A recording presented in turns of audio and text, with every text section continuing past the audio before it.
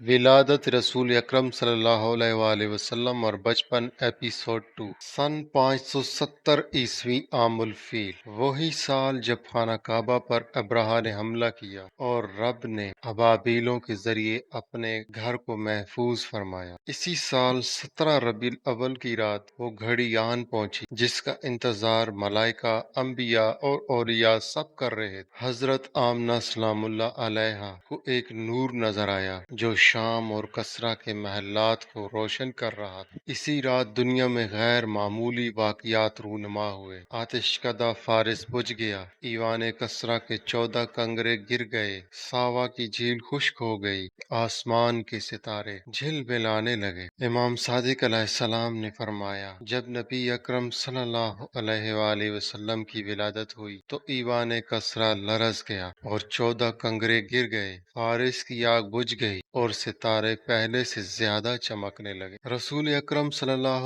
علیہ وآلہ وسلم کی ولادت بتوں کی موجودگی میں ہوئی، مگر اس وقت خانہ کعبہ کے بت زمین پر گر گئے۔ حضرت آمنہ نے فرمایا، جب آپ پیدا ہوئے تو زمین نور سے بھر گئی اور میں نے شام کے محلات دیکھے۔ والد گرامی حضرت عبداللہ رسول اللہ صلی اللہ علیہ وآلہ وسلم کی ولادت سے پہلے ہی وفات پا گئے تھے۔ والدہ حضرت آمنہ سلام اللہ علیہ نے محبت سے پرورش کی۔ دادا حضرت عبد المطلب نے بچپن میں آپ کو اپنے پاس رکھا اور بچپن ہی سے غیر معمولی عزت و وقار دکھایا۔ عبد المطلب رسول اللہ صلی اللہ علیہ وآلہ وسلم کو ہمیشہ اپنے قریب بٹھاتے اور کہتے، اس بچے سے بڑی شان ظاہر ہوگی۔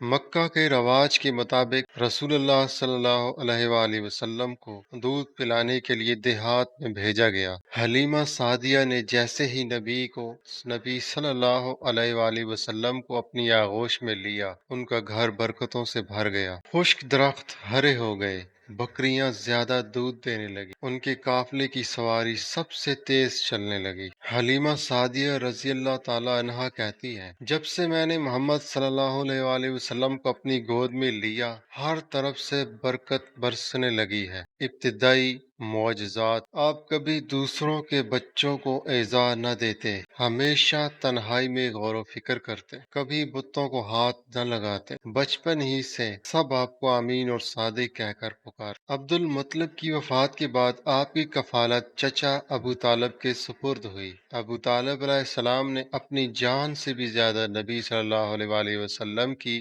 حفاظت کی۔ بعد میں یہی ابو طالب ہر مشکل وقت میں رسول اللہ صلی اللہ علیہ وآلہ وسلم کے سب سے بڑے حامی ثابت ہوئے۔ امام علی علیہ السلام فرماتے ہیں، قسم ہے خدا کی، میرے والد ابو طالب علیہ السلام اسلام کے دین پر ہی وفات پا گئے۔ وہ رسول اللہ صلی اللہ علیہ وآلہ وسلم کے سب سے بڑے محافظ تھے، یعنی وہ شروع سے ہی مسلمان تھے۔ یوں ہی رسول اکرم صلی اللہ علیہ وآلہ وسلم کی معصوم بچپن کی زندگی گزرتی رہی۔ کوئی جان نہ پایا کہ یہ یتیم بچہ آنے والے وقت میں پوری دنیا کے لیے انقلاب بننے والا ہے۔ وہ دن قریب تھا جب محمد صلی اللہ علیہ وآلہ وسلم جوانی کے دور میں قدم رکھنے والے تھے اور مکہ انہیں آمین کے لقب سے یاد کرنے لگے تھے۔